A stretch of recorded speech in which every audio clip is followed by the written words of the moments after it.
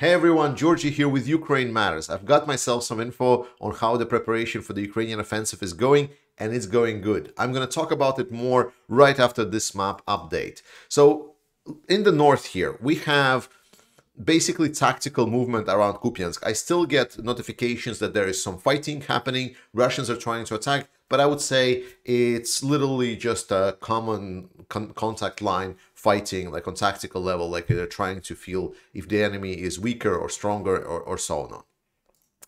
Around Kremina area, so here Russians are still trying to make some kind of advancements, but the biggest kind of news came in a couple of days around the forests south of Kremina, where Russian VDV tried to advance. VDV is the airborne force, supposedly, but they are also just highly capable. Those are the elite Russian forces. And these elite Russian forces actually stumbled upon something that they were not expecting. And they stumbled against Ukrainian VDVs. So we got some airborne action here where VDV fought VDV, and Ukrainian VDV is stronger VDV of the two. Now we know that, because we've seen plenty of videos of a lot of Russian equipment being burned down here, tanks exploded, and more importantly, we see videos of the Ukrainian VDV troops capturing the positions of Russians, like going through the trophies, seeing like all the insignias of the Russian VDV. So a lot of the Russian troops here just got their teeth caved in. Very good. Ukrainians are here on a small counteroffensive, but overall the situation globally still doesn't shift back in any particular direction. I would say so for now around Kremina it's still very tactical positional fighting. So no advancements here. Obviously the toughest situation right now for Ukraine is around Bakhmut. And Bakhmut, let's just say, even with my optimistic vision, I was expecting that Bakhmut would be done 4 weeks ago. So even with that said, Bakhmut is still holding. There are still fighting happening. Russians are having some successes, but it's also coming with a cost to them. And the situation worsened a little bit for them, but it also is not very easy for Ukrainians. So I told you about this north settlement of Bakhmut. It's called Paraskoviivka, and it was kind of the last defensive lines. Because analysts were saying that after Paraskoviivka, there is Berkhivka and Yahidne, and while they are defensive positions for the Ukrainians, they are less favorable than Paraskoviivka. And especially because Russians were able to kind of open this kind of wide flank here and kind of go into wide arc. So they were able to disperse and attack many settlements on the northwestern part here. And we also know that in the last couple of days, Berkhivka and Yahidne were overtaken. And the problem is that after Berkhivka and Yahidne, the defensive positions that Ukrainians are having are less favorable. So essentially, if before for Russians it was, okay, we now took one settlement and now we go to the next one, like for example, Paraskoviivka.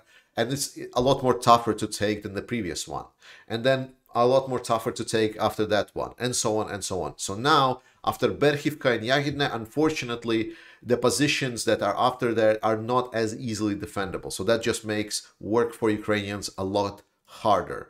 However, the biggest problem is obviously not the actually Yahidne area here, which was taken, and I'm going to talk about it in just a second. It's actually where in Berkhivka, a little bit south of Berkhivka, and also attacking towards this village, is that Russians are attacking towards Bohdanivka here.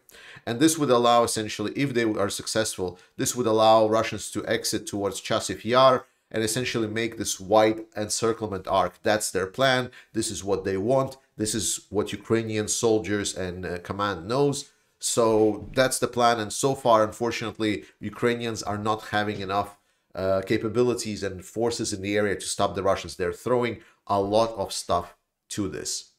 Now, quickly talking about Yahidne here.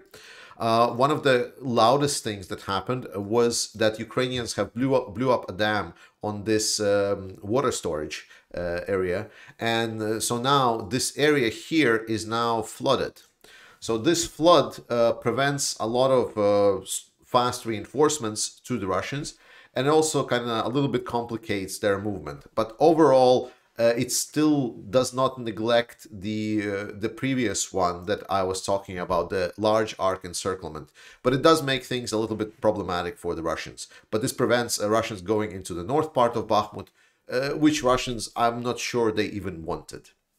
So all in all, nice action, but I'm not sure that this will help significantly. What will help significantly, though, is that now in Ukraine, the rain season have started. Ukrainians were able to hold the Russians off long enough that the winter period has ended, and now temperatures are extremely warm. Rain has started pouring down. The ground is turning into mush, and this will significantly complicate any kind of offensive actions. While, yes, for Russians, it is possible to still attack because they're mostly attacking on foot, it is still not the best way to do it. And it definitely gives Ukraine some kind of a defensive advantage, which is really good news. On the south side of Bakhmut, biggest trouble is around this area here where Russians are trying to reach kind of key entry point for Bakhmut. It's the area with so-called with a plain. There is a quite a famous landmark here of Bakhmut, which is a plain like a statue, like a I don't know, just a plane on a pedestal that's been kind of well known to be referred to as a place of saying that Bakhmut holds, Slava Ukraini, and Russians wants to get it. I'm not sure if it's just propaganda victory that they want, but it's definitely something that is happening. So overall, I don't make any predictions around Bakhmut anymore because, as I said 4 weeks ago and more, that Bakhmut already should have been evacuated, but Ukrainians keep resisting and they keep destroying a lot of Russians here. And so Bakhmut is doing its job. We also know that General Syrsky, one of the major generals from Ukraine, is in the area and he's preparing. I would consider that most probably he's preparing how to withdraw to a better defensive line rather than planning some kind of counteroffensive. To be honest, that would make sense. But we'll see. And what we do know is that Ukrainian command is definitely working to make sure that Bakhmut does not turn into any kind of catastrophe. Around Avdiivka, there is a little bit of Russian success around Vesele here north. But other than that, it's all very tactical, marginal. Avdiivka is a huge stronghold and it's been holding quite nice. So for now, something I'm looking for, but nothing critical to report here. And obviously, what we know about Vuhledar, to kind of round it off, is that around Vuhledar, Russians tried another massive attack with a column of tanks and infantry fighting vehicles just driving again into the minefield, exploding, then some others trying to turn around and run away to just be hit by artillery. It's nothing changed. They just don't learn. They don't change. But now with the rain season coming, it's going to be probably almost impossible for Russians to do it.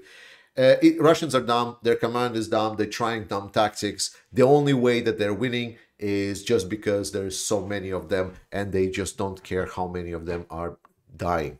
But good news is that Ukraine is resisting and it's going to keep resisting. And we're going to talk about how a little bit more in the second part of the video.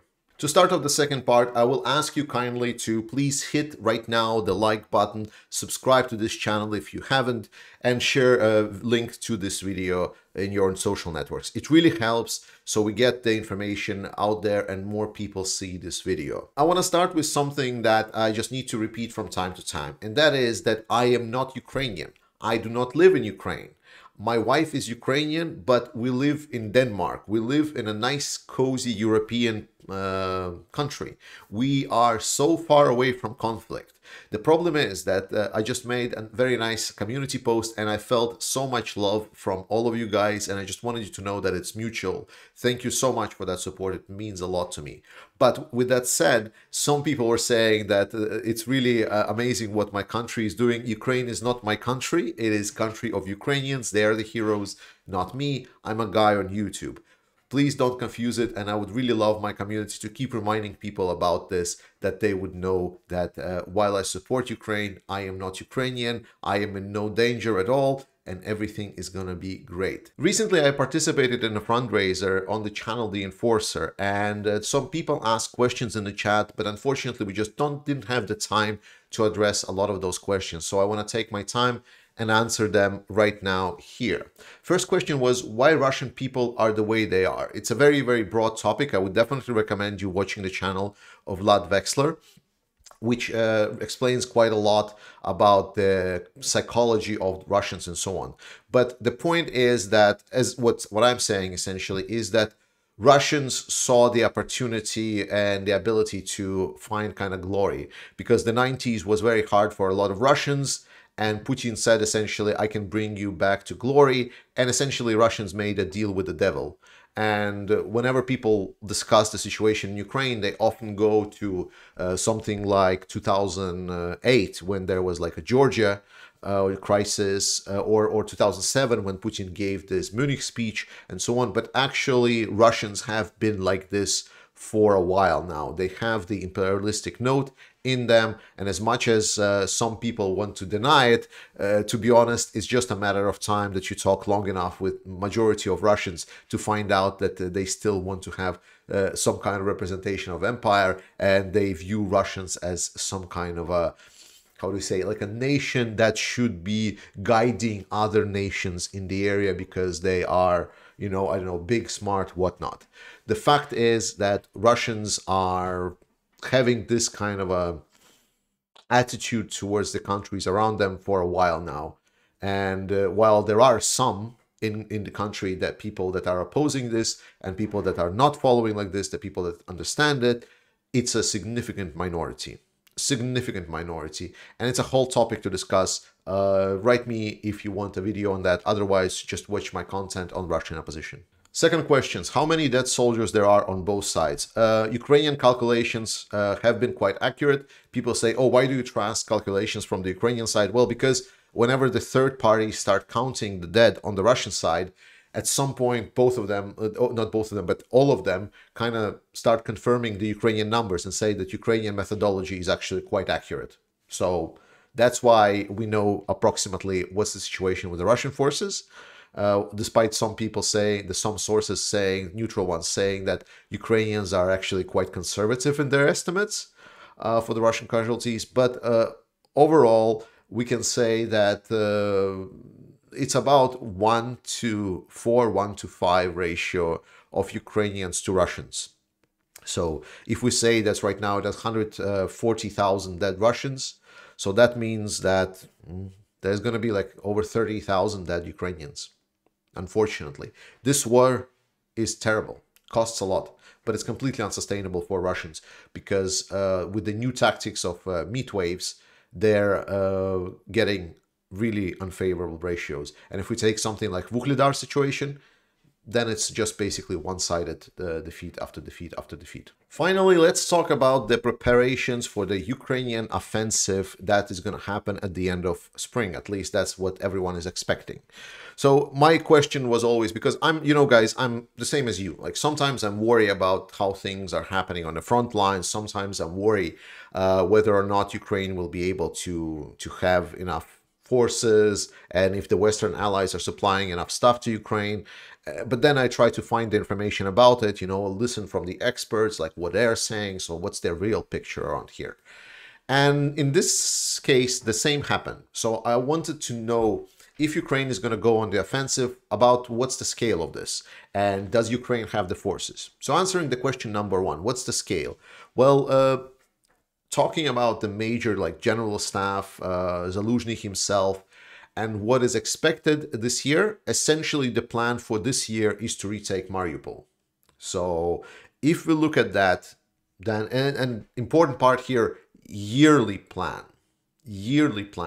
So that's what kind of the ambition level that is being set right now by the Ukraine General Staff.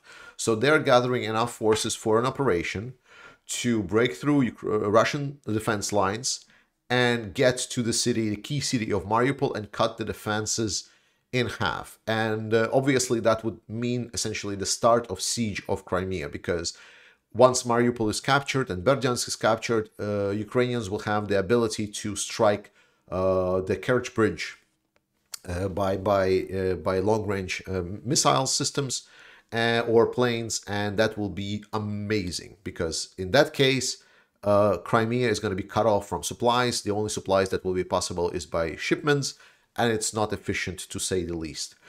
So good stuff. We are expecting then this year for Ukraine to overtake the south side, collapse the Russian positions in Kherson, Melitopol, and potentially see the siege and conclusion of the siege of Mariupol if Russians will start resisting. Good stuff, and this is what we see starting this spring. Then the second part: does Ukraine have enough forces? And I cannot tell you about everything that I found, because it's definitely something that shouldn't be discussed publicly, because probably Russian command knows about this. However, we know that we want to try to not make sure that Russians don't listen to a random blogger and they just say, okay, yeah, fine. Now we know about stuff. But let's put it this way, things that I can confirm to you right now, and you can make your own judgment. I've talked about before that Ukraine is preparing 20 new assault brigades that are going to be having their equipment. They're going to be mechanized. They're going to have tanks. They're going to have artillery. They're going to have everything. And let's just say that the formation of these brigades is going on really well. Really, really well. So that's the first thing. So if it's 20 more brigades and there's information they're going to be going good, something for you to consider. Secondly, a lot of the territorial defense forces in Ukraine are reporting that they are having an additional training, and moreover than not, the territorial forces are stopping being just the light infantry, like basically guys with guns, and they are starting to have mechanization. So that means that there is going to be tanks that are coming to territorial defense forces. That's number two. Number three is that news that how much Ukraine has captured around Izium area, not a lot of that news made it outside. And now we hear that it's quite extensive. So again, I'm not telling you everything, but just putting these things together, we hear Ukrainian talking heads saying that we're going to have a lot of people that are riding tanks, infantry fighting vehicles, and so on. A lot of the equipment was captured in Izium. A lot of that equipment right now underwent maintenance and repairs, and it's now being readied for combat. So that means that the fist that Ukraine is going to put down the Russian throat is going to be big and it's going to be armored. So something for you to consider. And when you started putting the numbers together, the numbers have started adding up really fast. And again, I cannot tell you a lot more details that I'm hearing from other units and so on, but I'm expecting that it's going to be quite problematic for the Russians, let's put it like this. We should expect potentially that Russians will start defending, but if they will not stop defending, if Russian, essentially the defense lines that are now filled with mobilized soldiers, if they start crumbling, if they start running, and there's going to be a cascade effect, we can see what's happened in Kharkiv offensive, and we can multiply it by 3. Because with armored forces, if you remember, Kharkiv offensive was mostly lightly armored. There were some tanks, yes, but most of it was like very fast, like just easily, like a small number of armored vehicles, like mostly APCs, like taxis, and it was mostly guys on these taxis that were driving. But now there is like a major fists with multiple assault brigades. This can get really bad for Russians really fast. And we might see something where war goes in quite unexpected directions. In any case, just something to be very much optimistic about. Know that when we were talking that Ukraine is having the second army, its army is there and it's good. Let's wait for that. We'll keep in touch. I will tell you everything once the developments become open. I want to say that I love you guys. Thank you so much to everyone that supports this channel on Patreon or as membership. I donate at least 50% to Ukrainian army. Slava Ukraini, and I'll see you guys next time.